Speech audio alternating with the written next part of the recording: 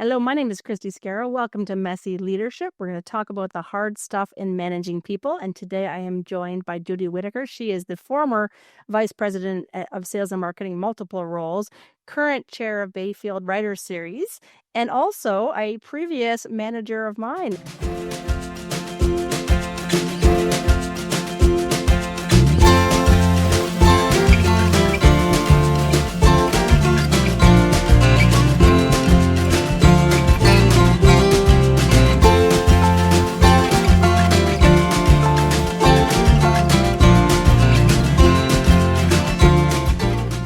Welcome. It's so great to see you. You as well. It's Oh it's my amazing that I don't know if I want to do the math about how many years we've known each other, but it's been a while. And so I really wanted to talk to you because I know you and I have learned so many lessons from those early days. And maybe that's where I'll start, is you can share with the audience a little bit about your lifelong journey as a leader and your thoughts on it. Great. So great to see you. You were one of the first people I got to lead as a new leader. I started my career as an entrepreneur, and so transferring over to a corporate environment was really a bit of a shift. You're used to doing everything yourself, get it done, move quickly, which works well when you're on your own. It doesn't work well as a team. And so I remember you and I working together, and I was just go, go, go, go, go. Let's get this done. Let's get these sales. And you're really unaware that I needed to be coaching instead of just constantly the to-do list. And feel free to jump in anywhere here, because you and I probably had one of the most powerful and vulnerable conversations of my career. And that conversation started me on just a lifelong journey of how do I not have this happen again? And I'll tell you, it happened a lot. It took a lot to learn. It wasn't instant, but that particular conversation changed a lot for me.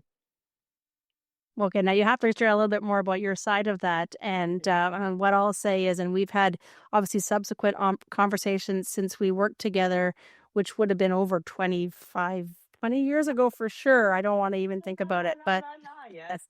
yeah, definitely over 20 years ago. And as I've said to you, I'm sure I wasn't the easiest to manage, and I've learned how to work better with people since then. So I'd love if you're willing to share with our listeners how you embarked on that conversation and what it showed up for you. And so what showed up for me is that I still don't see you as a difficult employee. I actually felt, um, you were I met over my career, I have met some incredible humans. But I remembered you. It was, you were so interested, so looking into the business and how things were happening, why they were happening. And so I had a great deal of value, or felt a great deal of value for you. And so I didn't see you as a difficult employee, but you were a go-getter. And I think we might have been two peas in a pod. That might have been, the first. So I didn't feel the friction. And so that's why when we sat down and you wanted to move on, you wanted to have bigger, better things, more control, I believe, and just, you are very talented. So just pushing your talent. And when we sat in that boardroom and you said, you don't really coach me, or you don't really, um, that this wasn't a motivation. I'm not sure I'm finding the right word, and I don't feel valued. And it was like, oh, my most valuable player is leaving. And it was a heads up. And then I said to you, I'm really good at what I do, but along the way, I've never had any training on how to lead people. And a lot of corporations will put people in roles because they're great at sales or they're great at whatever the task is. But when you give them people, coach them along the way, don't drop them into a pod of people. And you were one of our best assets walking out the door, because I didn't have that background on how to pull the best in people, how to motivate and grow them. So I remember you and I leaving that conversation in tears, realizing we both really respected each other and valued each other. And so that was the moment I said, I'm going to learn how to lead. Yeah. Wow. And of course, that conversation in my mind, and it took me probably a number of years. I mean, that moment, certainly remembering that, okay, we have more in common than I thought. And it's having had the conversation, as you said, reaffirming that I may have felt not as valued in the moment, but that you did reaffirm me.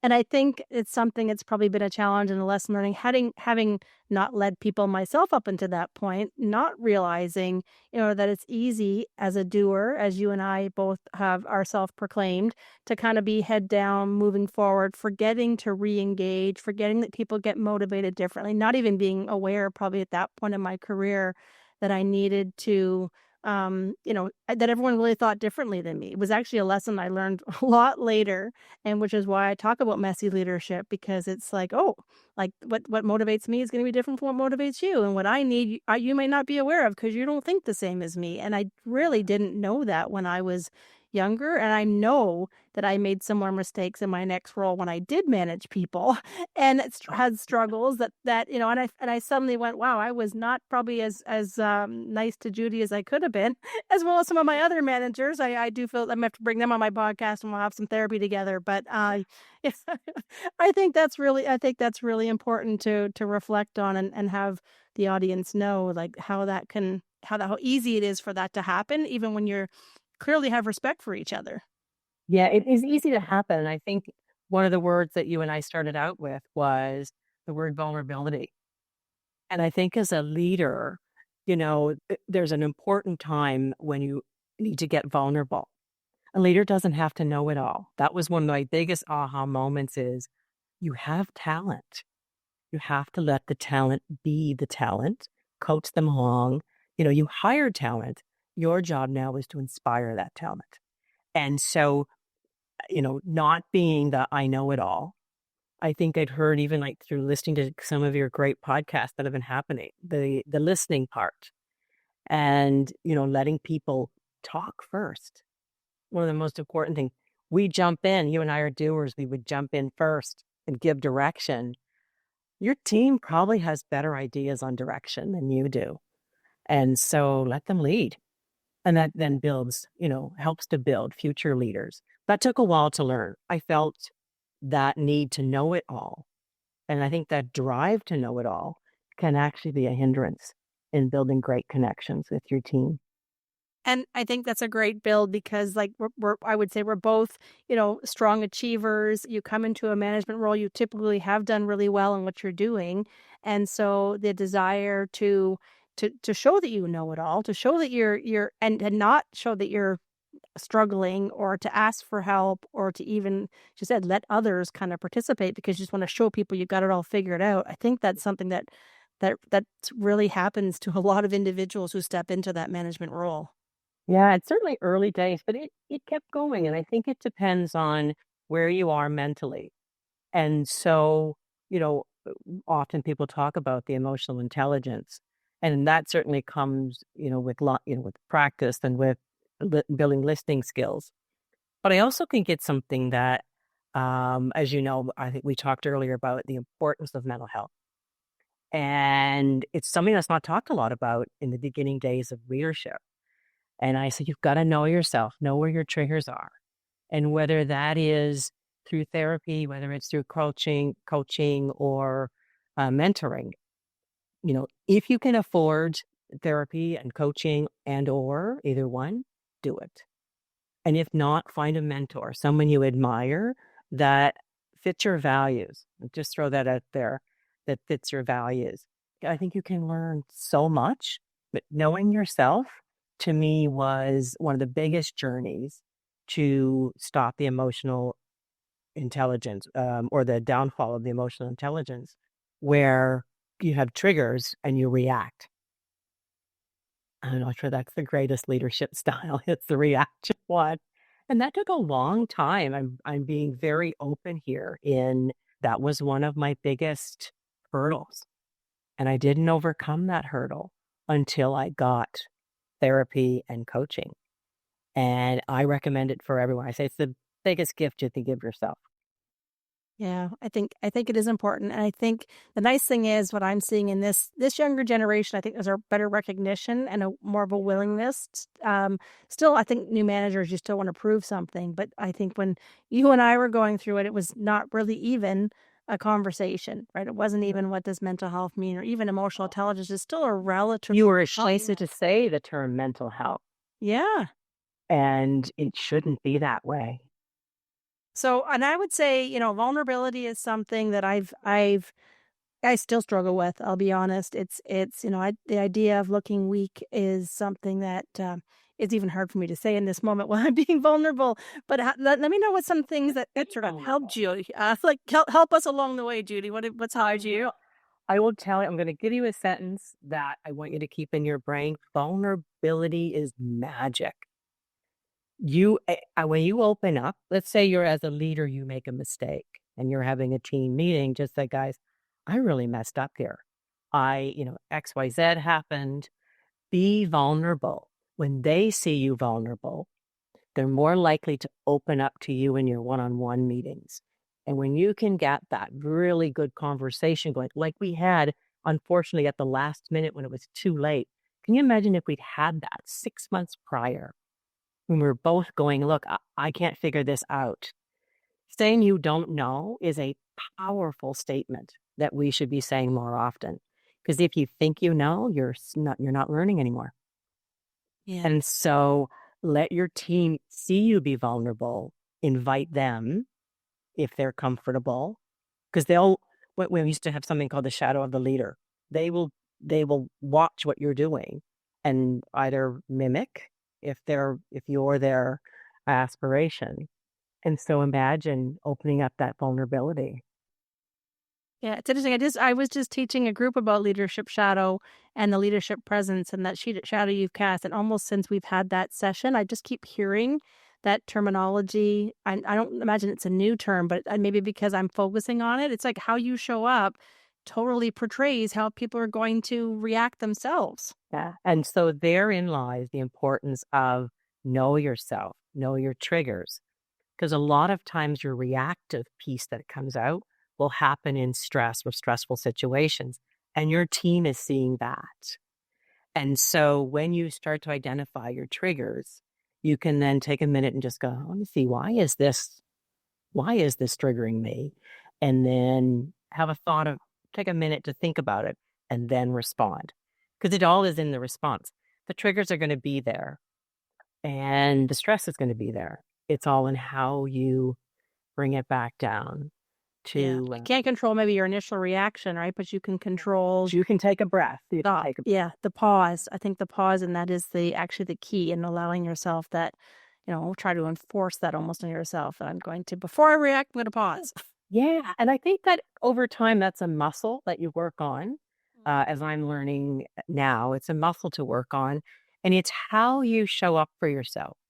And I always say, you become what you consume, whether that is, the people you're with, what you read, the food you eat, the exercise and how you treat your body. Those all help you control your triggers. When you sort of manage that care, that mental health care, it can be done that easily, being aware of what you consume.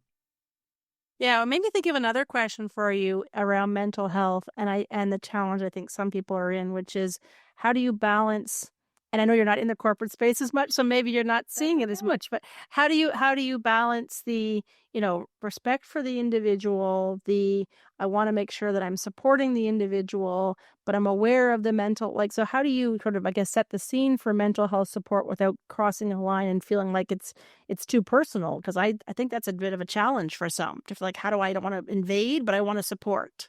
Yes. And so that's a great question because, you cannot put somebody in, that's an HR conversation. If you're seeing something, I think it is an HR conversation to get help. But I think coming back to how we listen, because your job, once you become a leader, you stop being the doer and much more so they are the most important thing. And so, while yes, you work for a corporation that's looking for its number and its profit, you can't get there with employees that can't function at their best. And so you showing up as a leader who will listen and listen for some words, because often if you let them talk for a while, they'll give you insights as to what motivates them. And I have had a recent situation, even now that I'm volunteering in the community, you still have volunteers who show up and come with situations. And this person was being kind of a bit antagonistic. And I thought, what is this? I wonder what's happening. So I let them talk for a while and realized even now, the most important thing, even in retirement, is she needed to feel valued. She needed to be valued. And I thought, wow, what can I do? What can I now do to help them feel? Because they were extraordinarily talented person. And so handed off something that I probably would have tried to control at one point and handed it off and said, can you run with this? And all of a sudden, that person was mentoring somebody else and they were running with it. And I know that sounds like a light example, but it was just listening for those words of what is it that I can do, and just letting them talk. And you could be asking, what motivates you? Like, what's your favorite thing? Or, how do I support you in this? And I think one thing you said that was really important as you started that was we sometimes, and I know I'm guilty as well. You go to judgment when somebody is reacting in a certain way, and you can almost write them off to go, well, they're not engaged or they don't care about this. And what I heard you say is like, how do you actually listen harder when that happens, and have you really make sure you understand? Yeah, lean in more. Because if you know them to be talented, you hired the talent, you know them to be talented, something's off. And that is kind of leaning in more and listening. They will give you the words. They're there. It's just listening for them and asking the questions. How do I support you in this? What part of this would you like to take on? And even if you're letting them run with it and say, so what works for you and how I check in with you? Let them tell you. And over time, they'll tell you. And I want to go back to the vulnerability piece then. If you've been vulnerable at some point and saying, this is how I work best. And so if you see me doing this, please don't take it personal. So for example, one of the things I remember telling a team one time, we're going to go back to you and I are doers, and we want to get it done. And a lot of it is the passion for winning or succeeding or your team winning. That passion can be misunderstood. And sometimes your voice will go to a place. And I remember saying to my team, if you see me going here and I sound angry or off, just say the word Oprah. And they said to me, meaning I really would rather sound like Oprah inspiring you than this person who is up in their diamond right now, not in control. And so I just opened up to them and said, just say the word Oprah and I'll know I've gone too far. Yeah. So it's just another way of bringing your team into, coaches have challenges too. But I like the sort of the tool and the idea, which is if as a leader you can say, I might go here. And so this is how I'm allowing you to let me know that, because it might be difficult for someone to come and say, you know what, Judy, you sounded angry today. Like that's probably not going to happen if they're if you're your manager. But you haven't given them permission to say, if I'm permission. this, and it took me too long to learn that. To say, because knowing that I had a challenge, I didn't know at the time how to work on that challenge. But I remember finally I saying to a group saying, if I go here, call me on it. And it's okay. Because that's how, you still want to keep learning as well, particularly if you don't have a mentor or a culture can be more challenging. We probably both worked in challenging environments. You then have to really come back to your values and go, okay, how do I work in this environment, but bring my best self? Well, and you said that earlier, and I'm glad you're looping back to it, because saying, if you can get a mentor, one of the important things you said is it's value alignment versus somebody who maybe is in the job that you want, or somebody that is, already doing it and everyone admires. But if it doesn't connect with you from a value perspective, it's not going to work. It's sort of what I heard you say. I think that's really important. So vital that you know your values. We can get caught up in sort of this hero worship and bosses who have done well, and they might be bully bosses. And those bosses, if they're bully bosses, you can adapt to that behavior. I've done that. I've adapted to that behavior and just been shocked afterwards that I let myself go there. And so that's a really sort of vulnerable conversation to have with you as we're recording. But it can happen, and it can happen so easily because this person has inspired you at some point. But it doesn't mean all of their behaviors meet your values. Yeah. And it really comes back to how, our initial conversation, as you said, that we had too late is, I think we recognized in that moment when it was too late that, hey, we actually do value each other. We actually probably have similar values. Is probably why we can still, stay in touch today and be connected. Although we haven't spoken in a while, it feels like we have, because we have the similarity, right? But we discovered it too late, and it was the friction. Up where we left off every time we see each other. And then it is about 25 years. Yeah, exactly. That though, I think it really reflects back to exactly the few things that we said that we struggled with when we first went through it, which is we did have common values, but probably never had the opportunity to share it, talk about it.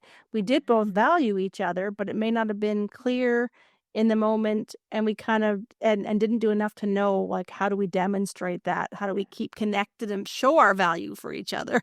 Yeah, exactly. Yeah, I think knowing yourself, letting yourself be vulnerable and know your values. Yeah, I think that's all wonderful advice.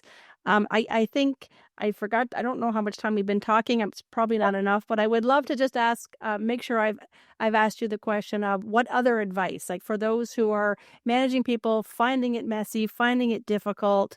You just gave 3 great examples, but anything else that you think is important to share before we close it off?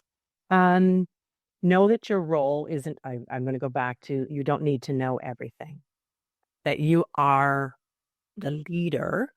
And so you have a huge responsibility of pulling the best and coaching the best in your team. And so for me, staying curious, always studying, reading.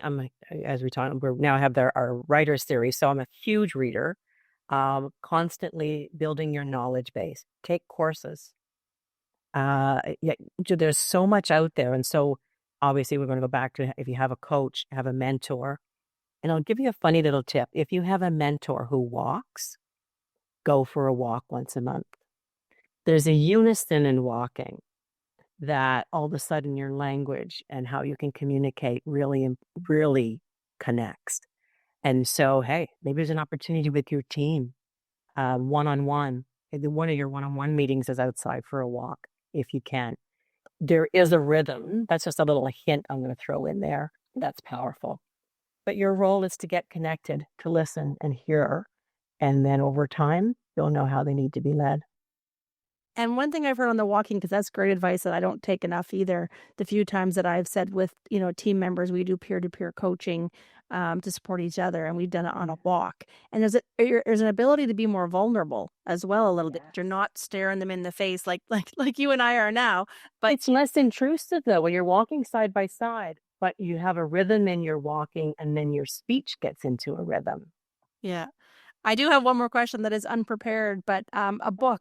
Since you're a reader and you're now the chair of the writing, is there a book that you could say is like one of your favorites, something you think is a really important one for leaders to think about, something that inspires you?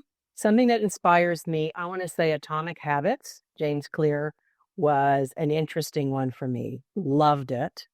Shetty's Think Like a Monk. I know that's going to sound kind of crazy. Behind me, I probably have, a stack of books. Like I said, I read constantly. And so those 2 really come to mind very quickly. And Brené Brown, The Atlas of the Heart was another one. And The Importance of Invulnerability. She writes on vulnerability. Read that book, the vulnerability book from Brené Brown, if you are struggling to show up as your authentic self. And then you get the message, it's okay to be vulnerable. It's powerful. Yeah. Vulnerability is magic. Love it. I think that a great message and a great way to close us down, because I do appreciate you being vulnerable with me here today, for both of us sort of reflecting on how hopefully how far we've come. And I know there's still always things to learn, But I said, I really respect who you are and that you helped me in my journey. So thank you so much for being here, Judy. It means a lot to me. For those who are listening, if you're looking for ways to navigate the messy bits of leadership, you can find links and helpful resources. And probably I'll list out those books as well in the show notes, or you can find me at christyscarrow.com. So thank you again, Judy. Thank you so much, Christy. Great to see you. You as well.